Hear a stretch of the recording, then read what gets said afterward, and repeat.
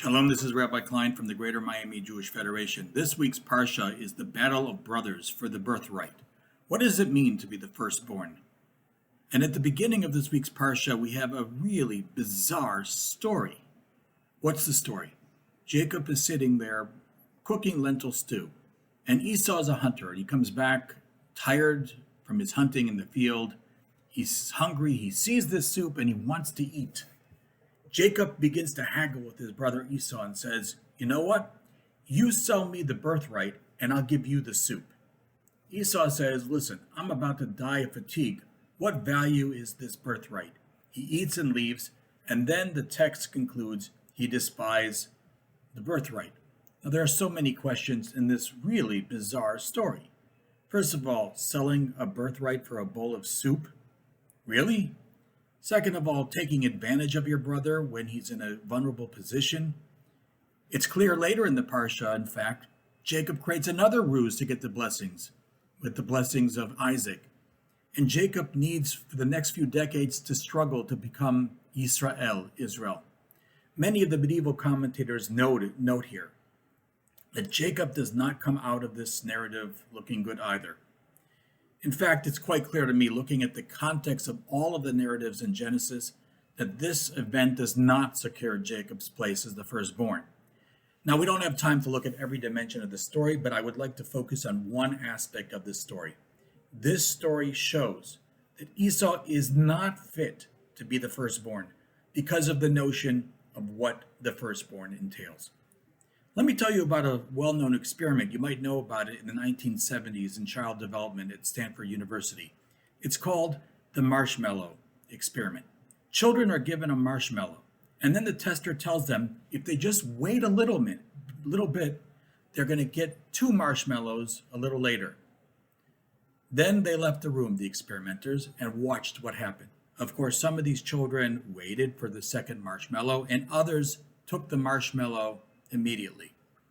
Years later, the researchers followed up with some of the original marshmallow test participants, and they discovered something surprising.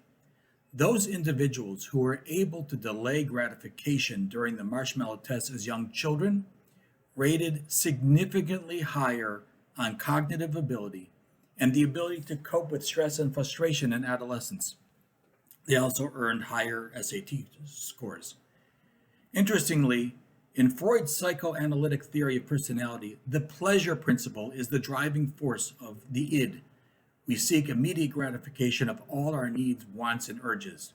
The pleasure principle strives to fulfill our most basic and primitive urges in life: hunger, sex, thirst, anger, power.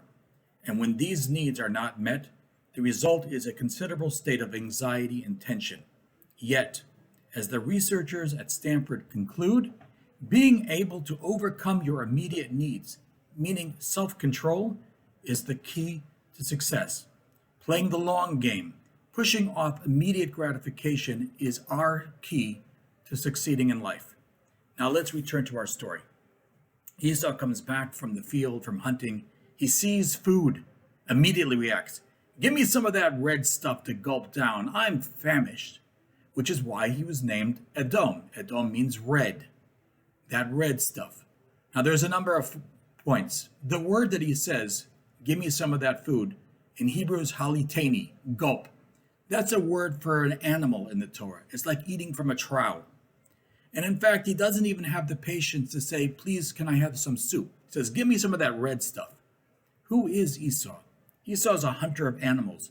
Like a predator, he's on the prowl for blood. Even this lentil soup is called red stuff. That's all he sees is red. He is driven by consuming, power, hunting, blood. In other words, Esau is not much different than the game that he hunts. He is a person that seeks immediate gratification. He acts on every impulse that he has. The birthright, but what is the birthright? It's about leadership of the family, carrying on our values to the next generation, moving our values forward. In other words, it's about leadership. Leadership's about seeing a role that we have to play in future generations. Your actions now mean more than the present moment. In order to do this, you need to be reflective. You can't let your immediate impulses take over your personality. But listen to what Esau says. Hine anochi holach lamut. I'm going to die. Why would I need this birthright? He is essentially saying, who cares about the future? I'm going to be dead. It's not on my shoulders. I can't see further than that soup right in front of me. The narrative expresses this lack of forethought.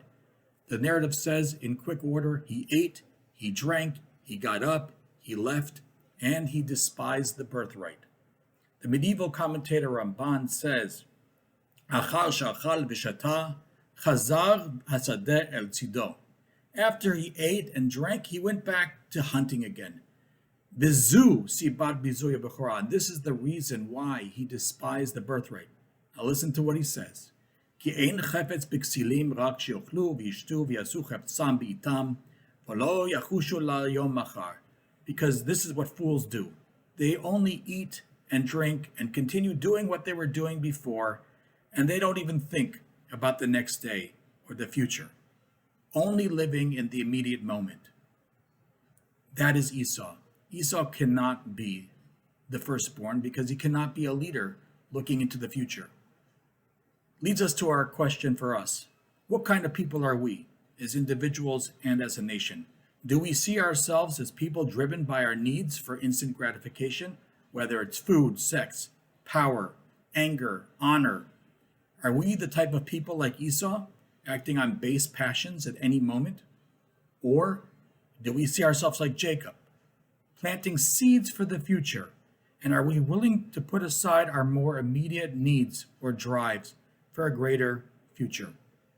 Jacob, not Esau, became the Bechor. He understood the gift of being part of a chain, the satisfaction of building towards a more glorious future. And this, my friends, is the story of the Jewish people. Wishing all of you a Shabbat Shalom.